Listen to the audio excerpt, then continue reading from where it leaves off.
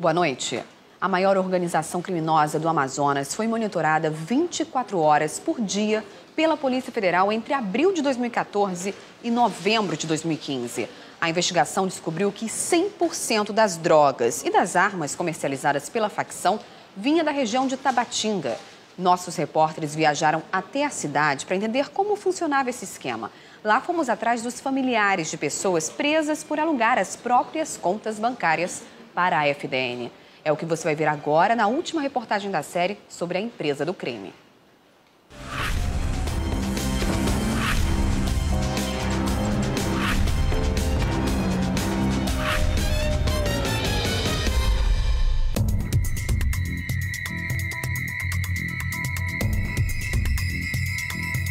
Mensalmente, a empresa do crime comprava quase 1 tonelada de entorpecente.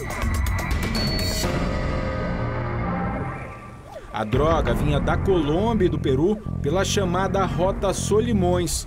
O transporte era feito em pequenas embarcações que começaram a ser interceptadas pela polícia. Foram mais de 2 toneladas apreendidas pelas polícias civil e federal entre maio e setembro desse ano. Isso passou a preocupar os traficantes, como mostra essa conversa grampeada pela Polícia Federal. Nela, um dos chefões da FDN comenta que antes do cerco apertar, chegava a transportar sozinho 600 quilos de droga por mês. Mas com o aumento da repressão policial, ele e outros traficantes ficaram com medo e diminuíram a quantidade comprada na fronteira. É importante você aprender, obviamente, a droga na boca de fumo, mas é melhor que você não deixe a droga chegar na boca de fumo. A droga que nós aprendemos, seja qual for, maconha, pasta base ou cloridrato de cocaína, ela é a 95% de pureza, que é um ganho também.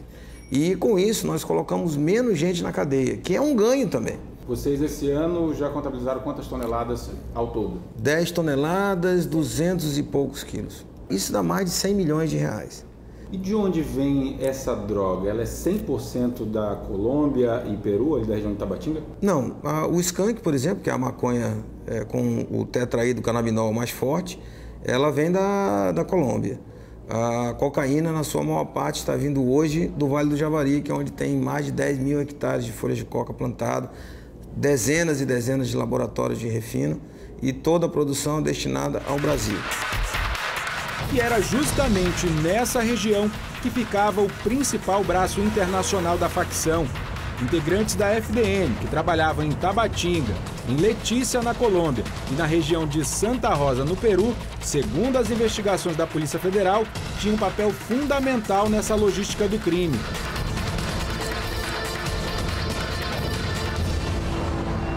Na cidade de Letícia ficavam os irmãos Roland e Luiz Obando, conhecido como o Sombra e Lúcio, além de Wilder Chuquizuta, o Tronco. No vilarejo de Santa Rosa, no Peru, estava Joncler Alvarez, o Gato Negro. Eles eram os maiores fornecedores de drogas da organização. As armas e explosivos comprados pela FDN eram fornecidas por Nelson Colantes, o Aquário. Já em Tabatinga ficavam os chamados Laranjas, um grupo formado por cerca de 25 pessoas que emprestavam suas contas bancárias para a FDN depositar o dinheiro para comprar as mercadorias.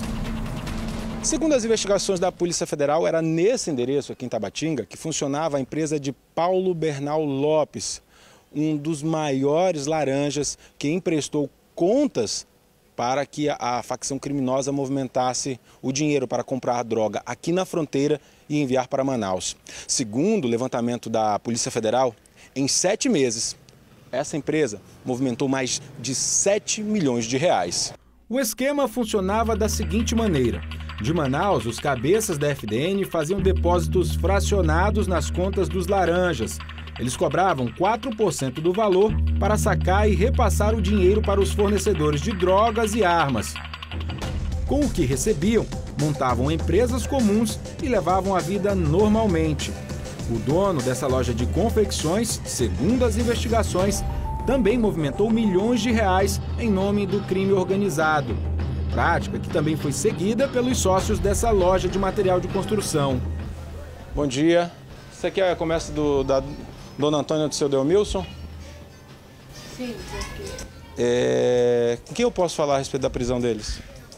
Você sabia que dessa quantidade de dinheiro que eles entravam e passavam na conta do tráfico? olha, é melhor só falar com ele mesmo. Mas eles estão presos. Eu não posso falar nada. Mas o senhor sabia que a sua mãe... É melhor só falar com o dono da loja. Seu pai? Sim, senhor. E cadê ele? Ele não se encontra, ele saiu. Tá. A gente vai voltar para falar com ele. Se por favor puder desligar, eu agradeço.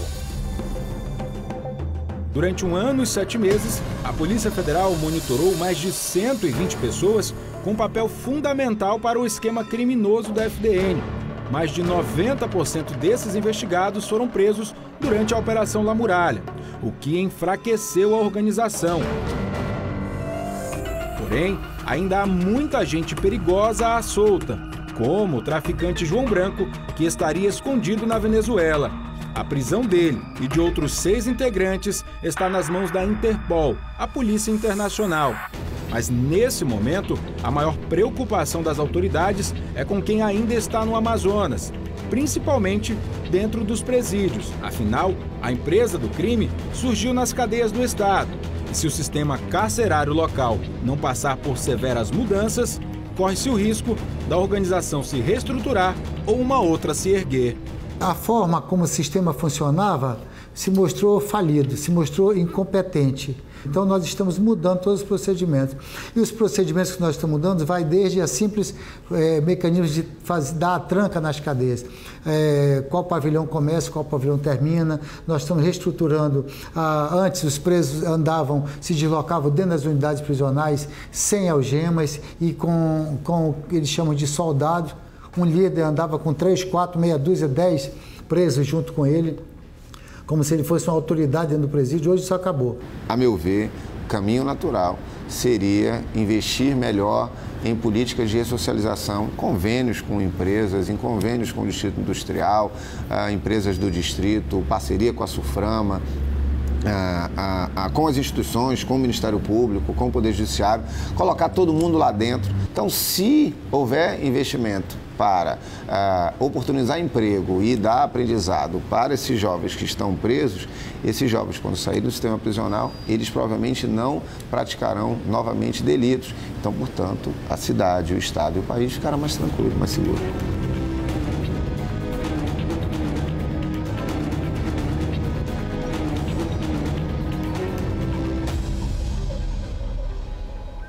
É o que realmente a gente espera que aconteça, um país muito mais seguro.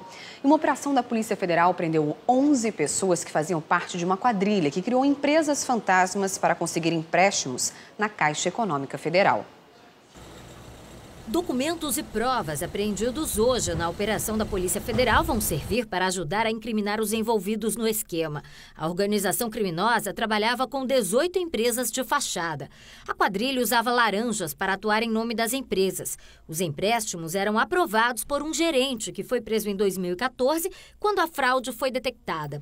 Depois de investigar mais, a Polícia Federal descobriu que parte dos empréstimos caía nas contas dos empreendimentos fantasmas. Outra parte era usada para pagar débitos e permitir novos empréstimos. O grupo também fraudava carteiras de identidade para assegurar parte do plano criminoso. Era um ciclo, eles faziam um esquema de pirâmide, eles tinham uma quantidade de empresa fantasma e fazer com que uma empresa obtenha um empréstimo, depois que obtinha um empréstimo, ele fazia outro empréstimo, pagava algumas prestações para que aquela empresa pudesse obter mais empréstimos e você, com 1, 2, 3, 4, até 18 empresas, eles conseguiram montar uma pirâmide de empréstimos. 11 pessoas foram presas. Existem 2 flagrantes nessas 11 pessoas que foram presas, que foram dados pela Polícia Federal também. Um flagrante de posse ilegal de arma, isso significa que um deles estava armado, que vai ter que responder por isso também.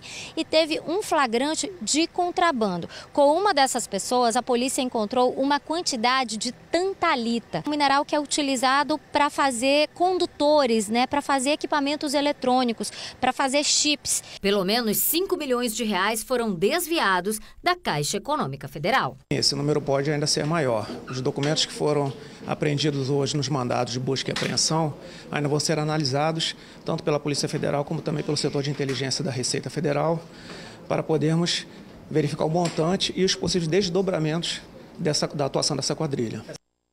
O Departamento de Polícia Técnico-Científica entregou hoje de manhã à Polícia Militar o laudo pericial da morte da soldado da PM Deusiane da Silva Pinheiro. Deusiane foi encontrada morta em abril deste ano numa embarcação do Batalhão Ambiental onde ela trabalhava. O laudo vai ser anexado ao inquérito militar aberto pela PM que investiga o caso. E, de acordo com as análises, não existem elementos técnicos e científicos que garantam a hipótese de homicídio. O caso de Deusiane está sendo tratado como suicídio, mas a família contesta essa versão e acusa o namorado dela, que também é da PM, de ter matado a policial depois de discussões e ameaças. De acordo com a polícia, foram feitos vários laudos do local do crime e reconstituição, além de ser usado um reagente para detectar vestígios de sangue. A Polícia Civil apresentou hoje os suspeitos da morte de um médico que foi assassinado dentro do próprio carro no mês passado. O mandante do crime chegou a ir ao velório da vítima. Como os suspeitos confessaram a participação no crime, a polícia já sabe o papel de cada um dos envolvidos. Jaile de Souza guardou as armas da quadrilha. Cleison Araújo dirigiu o Gol Vermelho que levou Denis Araújo e o Everton Marques até a casa do médico. Os dois entraram na picape da vítima, mas foi o Everton que atirou. Toda a ação foi orquestrada por este homem, que chegou a ir ao velório de Egídio Lira. Aparentemente sofrendo, dizendo que o Júnior era uma pessoa muito boa, que realmente era, que o Júnior havia ajudado muito ele em várias situações, que ele devia muitos favores ao Júnior. Então não me trouxe nenhuma suspeita por tudo que ele dizia. José Altair Cunha mantinha negócios com o médico, mas deu uma justificativa diferente para querer a morte do oftalmologista. Ciúmes. No velório, José Ayrton tentou convencer a família de que o motivo do crime poderia ser um problema com crédito. Aqui na Delegacia Geral, ele afirma que mandou matar o médico por ciúme da esposa. No entanto, a Delegacia de Homicídios já tem pistas, porque encontrou mais de R$800 mil de cheques do doutor Egídio em posse de José Ayrton, o mandante do crime. Então acreditamos efetivamente que tenha sido mesmo como motivação a questão relacionada a alguma hipótese relacionada aos cheques que foram encontrados. Egídio Lira Júnior foi morto no dia 1º de novembro. O corpo foi encontrado dentro do carro dele. Foram as imagens das câmeras de segurança que filmam a casa do médico que ajudaram na identificação dos suspeitos. O prefeito de Rio Preto da Eva, Ricardo Chagas, do PRP, renunciou hoje ao mandato.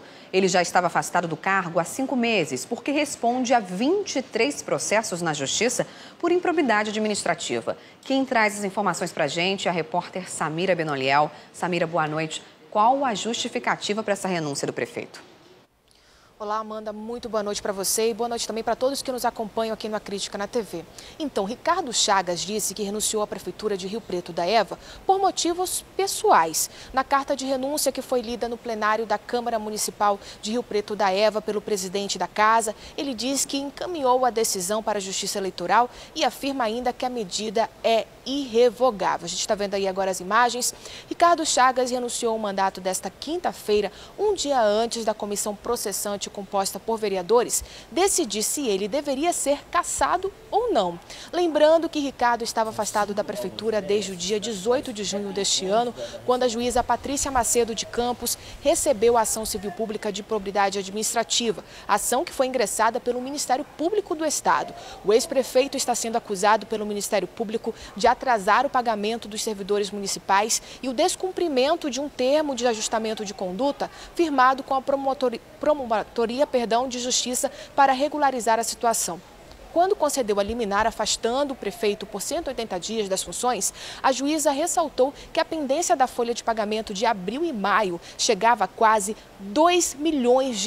Imagina só, Amanda, sem falar de outras acusações de desvio de verba, que chega a cerca de 30 milhões. Como você viu, ele responde a 23 processos na Justiça e o primeiro julgamento vai acontecer no dia 9 de dezembro por desvio de verba pública e não aplicação de verba pela Justiça Justiça Estadual. Se ele for condenado, ele pode ficar inelegível, impedido de ocupar cargo público por até 8 anos e ter todos os bens apreendidos pela Justiça. Hoje, quem responde pela Prefeitura desde o afastamento de Ricardo é o vice de Rio Preto da Eva, Hernani Santiago. Inclusive, é ele que vai continuar sendo o prefeito do município até o próximo ano. Volto com você, Amanda. Muito boa noite.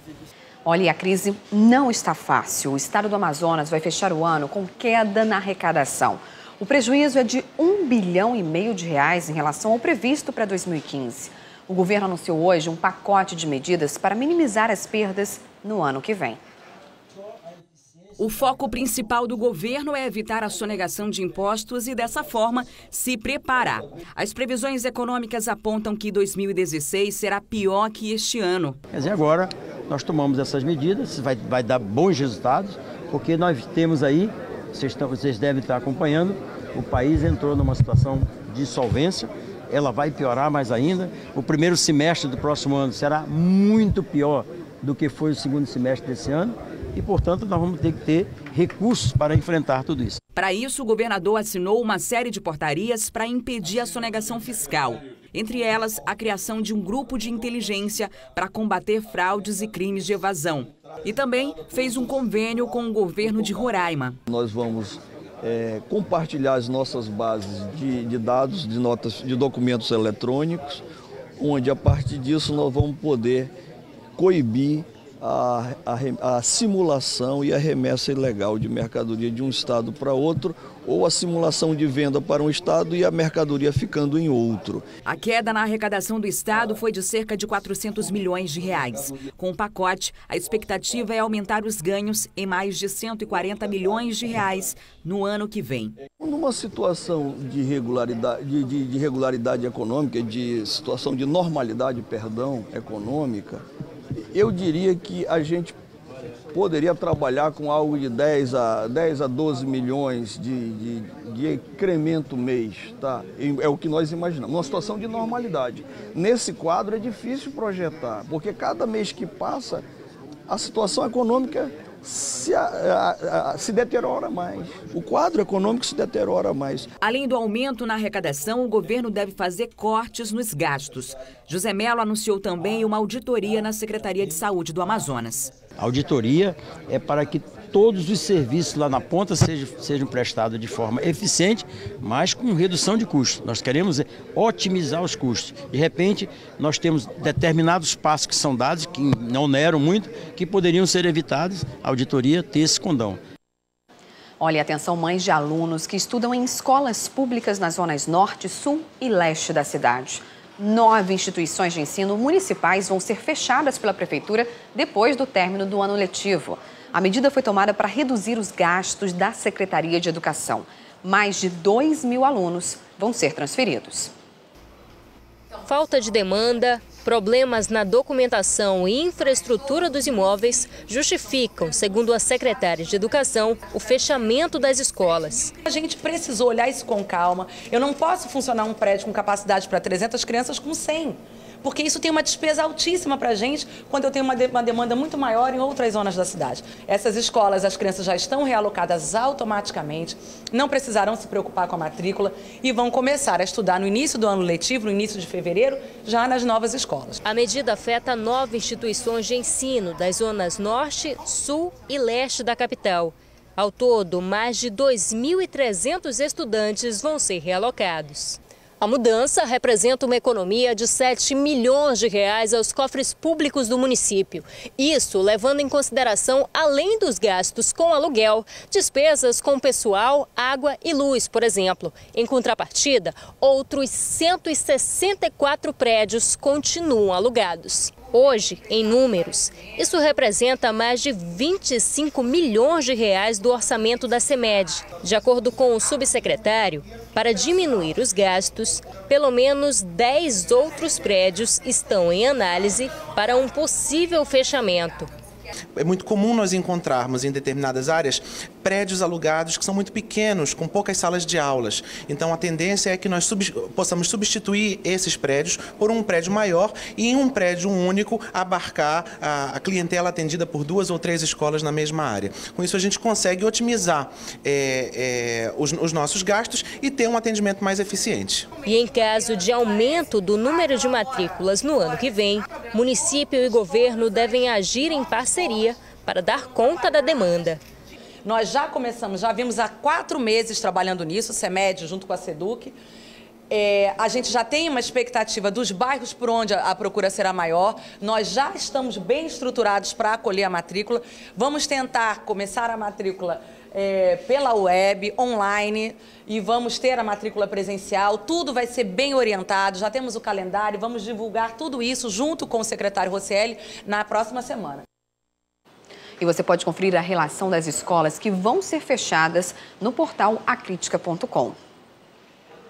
O calendário de pagamento do IPVA 2016 foi definido hoje pela Secretaria de Fazenda do Amazonas. A previsão do recolhimento do tributo é gerar uma receita de 345 milhões ao Estado. A tabela que define o valor de cada modelo será publicada só dia 21 no Diário Oficial do Amazonas. Após a data, o contribuinte poderá verificar o valor que irá pagar no link da Secretaria que aparece aqui no vídeo. Por enquanto, já dá para checar qual mês e data exata da quitação do imposto do seu carro, que é estipulado pelo número final da placa do veículo. Agora, olha só essa ideia que deu certo. Um estudante amazonense criou um óculos de realidade virtual mais leve e mais barato que os modelos que já existem no mercado. A invenção chamou tanto a atenção que uma universidade e a Fundação de Amparo à Pesquisa apostaram na ideia. E logo, logo, o óculos deve estar nas lojas. Um mundo diante dos olhos. Em poucos segundos é possível dar uma volta pelo espaço sideral, ver de perto planetas, satélites e constelações. E tudo com esse equipamento que parece uma caixa de celular. A invenção é do Gabriel, de 19 anos. Atualmente no mercado já existem óculos de realidade virtual.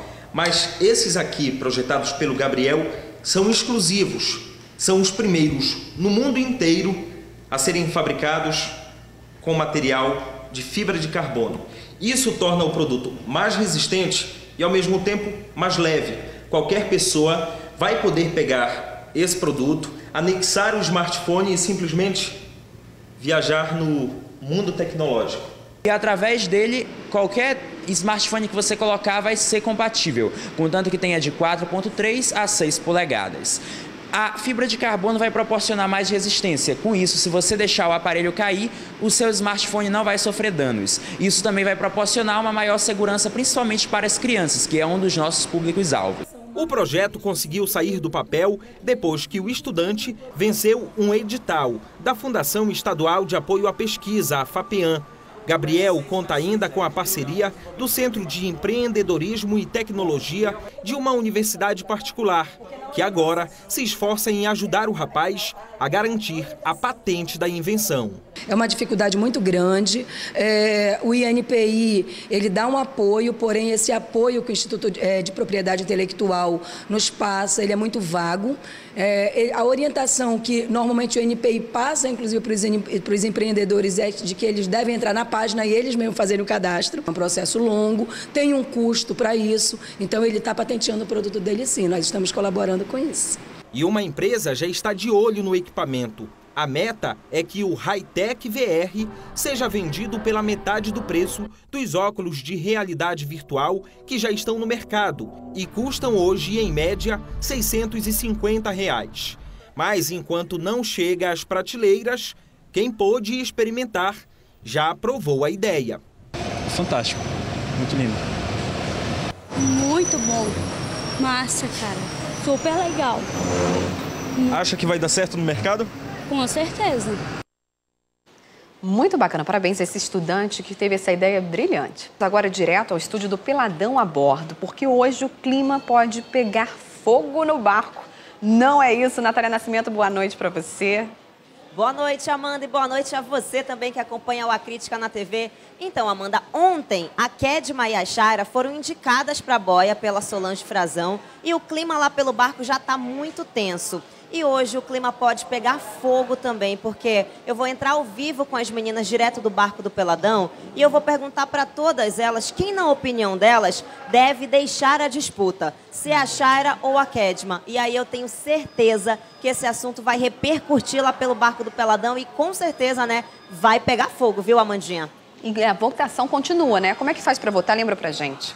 Isso mesmo, olha, se você que está em casa quer que a Chayra deixe a disputa, o número é 2123-1077. Agora, se você acha que a Kedma deve dar adeus aí a esse sonho, é só ligar para 2123-1078. Lembrando que você que está em casa também pode votar através do site que é www.peladãoabordo.com.br. Vai votando, já tem muita gente ligando, votando, participando. As ligações estão assim acirradas, viu, Amanda? Então é a sua oportunidade de ligar, de votar e deixar a sua candidata na disputa e tirar alguém aí desse sonho. Então a votação está aberta e amanhã tem resultado de eliminação aqui no Peladão a Bordo, Amandinha. E a gente vai estar de olho com certeza, Natália. Muito obrigada, boa sorte hoje, então, nessa entrada ao vivo lá no barco com as meninas. Obrigada, Amanda. Então, logo após a crítica na TV, estou esperando todos vocês. Obrigada, Amandinha. Com certeza, daqui a pouquinho. Um beijo para você. Beijo. E um aulão de artes marciais promoveu a 8ª edição do Big Way Fight. Os lutadores no octógono chamaram a atenção de quem passava pelo calçadão. A Ponta Negra foi palco de um aulão de artes marciais. Atletas que vão participar do Big Way Fight estiveram presentes. Os atletas do card do Big Way Fight 8, para apresentar para o público, mostrar um pouco da qualidade técnica de cada atleta e também fazer a encarada, e também que os atletas, os adversários, tenham um contato, possa ver um pouco um do outro e que seja um grande confronto no dia 10 de dezembro. A 8ª edição do Big Way Fight vai contar com 9 combates e o público aproveitou para conhecer um pouquinho mais as características de cada lutador. Isso, já vim acompanhando o Lucas há um tempinho e eu queria conhecer um pouquinho mais sobre a tática dele, Eu vi que ele gosta mais de lutar em pé, não sei como ele é no chão, mas eu já acompanhei ele em umas 3 lutas. Lucas Ananias vai fazer uma das lutas principais da noite, na categoria até 61,9 kg, contra Douglas Tapioca. Tô vindo num ritmo maior que o dele. Eu já vi ele lutando, já tive a oportunidade de ver ele lutando. Ele é um ótimo atleta, mas eu tô confiante que eu posso nocautear ele. E se for pro chão também eu vou finalizar. Eu tô bem confiante pra luta. Douglas Tapioca tem um cartel de 15 lutas e 11 vitórias. E aposta na experiência para garantir a vitória no próximo dia 10 deste mês. Rola muito mais experiência quanto a isso, Já sei me movimentar lá dentro, sei fazer os pontos certinho, então acho que isso é uma grande vantagem para mim do tempo de carreira que eu tenho já no MMA. Ele é novato, ele tá começando agora, ainda tá todo aquele fogo, eu já tô mais preparado.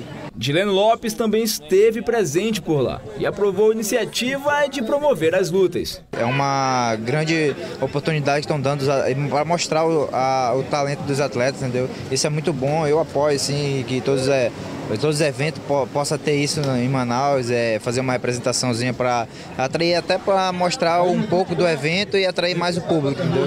Isso é muito bom, isso é ótimo e eu sempre gosto de vir acompanhar a apresentação dos atletas. Dileno aproveitou para falar sobre a luta de José Aldo, que vai acontecer no dia 12 deste mês. Que o Aldo mata esse Conor McGregor, Enquanto esses combates não chegam, o jeito é continuar treinando. E a gente continua falando de treino. Você é daqueles que está em busca do corpo perfeito e recorre à internet para se exercitar? Olha, é bom tomar cuidado. Especialistas alertam que resultados em pouco tempo e sem orientação profissional são apenas promessas. Cada vez mais surgem programas de emagrecimento na internet que prometem verdadeiros milagres ao corpo. Perda de peso com exercícios feitos em casa, sozinho e em poucos minutos por dia. Mas será que isso é possível? Fomos em busca de respostas com especialistas. Para esta médica, isso depende de cada organismo. Isso depende muito de indivíduo para indivíduo, Depende se a pessoa está obesa, se ela não está obesa, depende se essa pessoa ela tem um sobrepeso, depende se ela quer ganhar massa muscular e vai depender também da genética da pessoa. Este educador físico é mais categórico. Para ele, os benefícios desse tipo de atividade duram pouco tempo. A pessoa já sai de um sedentarismo onde ela se encontra sem fazer nenhum tipo de atividade. Então qualquer atividade que ela vier a fazer, a curto prazo vai dar um resultado para ela. A principal diferença de um treino feito pela internet ou de uma na academia, por exemplo, é a orientação profissional. Aqui, o especialista está do lado e quando o aluno faz um exercício fora do programado, ele pode fazer a correção imediata. Na internet, não, a orientação é apenas o vídeo e aí corre o risco de ter algum tipo de complicação para o corpo. Imagina uma pessoa que ela tem uma pessoa destra, por exemplo. Normalmente ela faz tudo com a mão direita. Então, normalmente, se ela for levantar um peso, por exemplo, normalmente ela tende a fazer mais força com o braço direito do que o braço esquerdo. E aí ela pode ocasionar uma lesão, porque ela não faz a força por igual, né? Então ela acaba forçando mais uma musculatura do que a outra. E esse não é o único risco.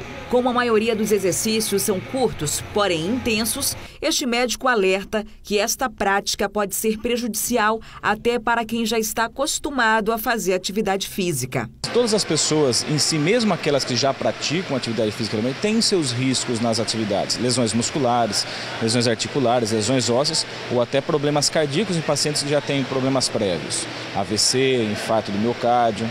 Além de uma coisa muito recorrente hoje em dia, que é o uso indiscriminado de alguns suplementos alimentares, que vem causando bastante hepatite medicamentosa com o uso dessas medicações. Por isso, Ilane não descuida. Ela treina há 6 anos e dá duro para conseguir manter a saúde e a boa forma. Todos os dias, ela faz 1 hora de crossfit na academia.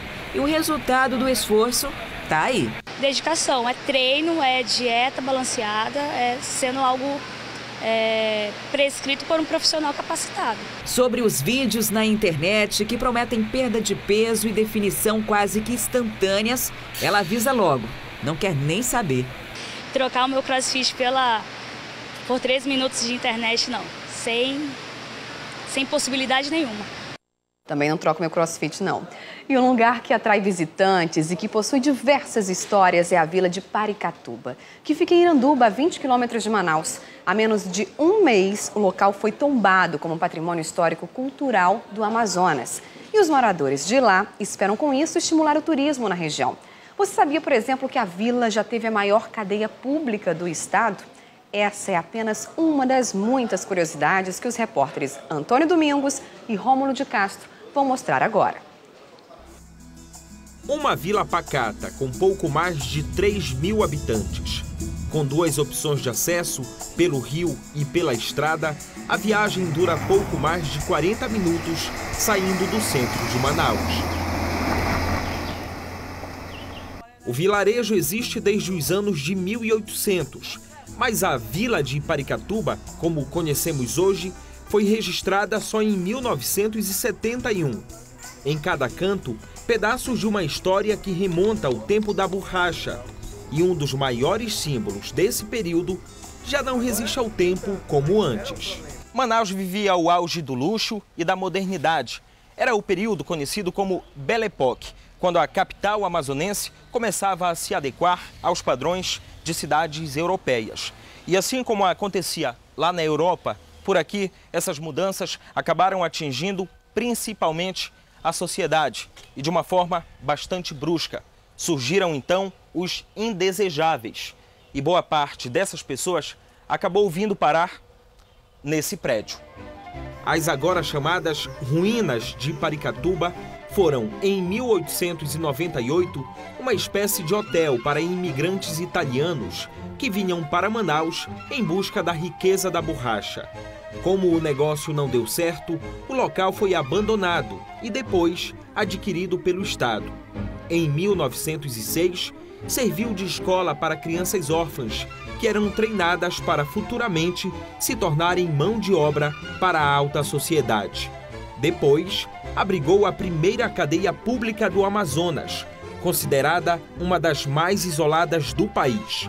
Foi também hospital de tratamento compulsório para rancenianos, por causa de uma epidemia. Dona Gilda, de 83 anos, 62 deles vividos em Paricatuba, lembra bem dessa época. Nascida em Manicoré, veio para cá quando descobriu que tinha a doença, mas do lugar ela só guarda boas recordações. Como um dava carne, um dava o peixe, um dava o rancho, um dava o macarrão, dava o feijão, Natal. De ano, mano, nós vimos uma casa desse tamanho. Todo mundo encheu o bucho. Todo mundo encheu o bucho e todo mundo dá roupa, dá roupa, tudo. O filho da aposentada, Francisco, ajudou a abrir a primeira estrada da vila. Não existia estrada, não existia nada.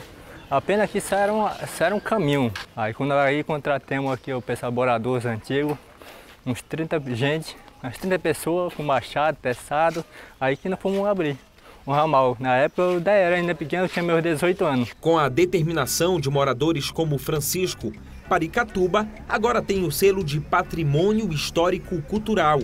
Passou a ser, desde o dia 17, um lugar reconhecido como reduto importante da história do Amazonas. A proposta foi do deputado Luiz Castro. A responsabilização do governo do estado, da própria sociedade e das entidades culturais que passam a ter a obrigação de reconhecer aquele patrimônio como patrimônio que tem que ser preservado, restaurado e utilizado no sentido do conhecimento público da sociedade. Mas a lei que reconhece a vila como patrimônio deve ser apenas o primeiro passo para colocar Paricatuba como opção de renda para seus habitantes. Uma ação que eu considero, na minha perspectiva, muito importante e relevante a partir desse tombamento do Estado é a formação de um conselho gestor envolvendo diferentes instituições, pessoas públicas e comunidade para pensar um projeto para Paricatuba voltado para o turismo. O que sobrou do imponente prédio no meio da floresta hoje passa quase despercebido pelos moradores do local. É que eles já estão acostumados com a paisagem. Mas ainda assim, não é difícil encontrar crianças como a Alice, que desbrava cada canto dessa estrutura secular. Por causa de muitas histórias. Tem umas histórias. Meu avô viveu isso aqui. Para esse casal, as ruínas foram escolhidas como cenário para o álbum de noivado.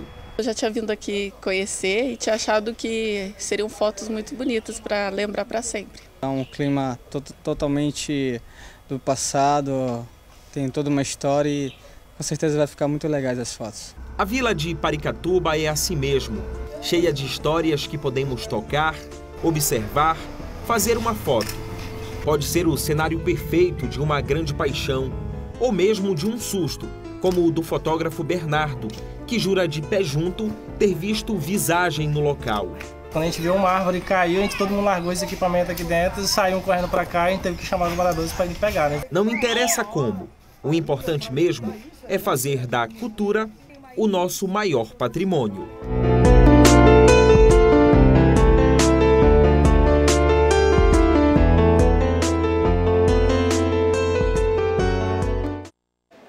E depois de tantas histórias curiosas, dá até vontade de dar um pulinho lá, né? E prestigiar essa terra, patrimônio cultural do Amazonas.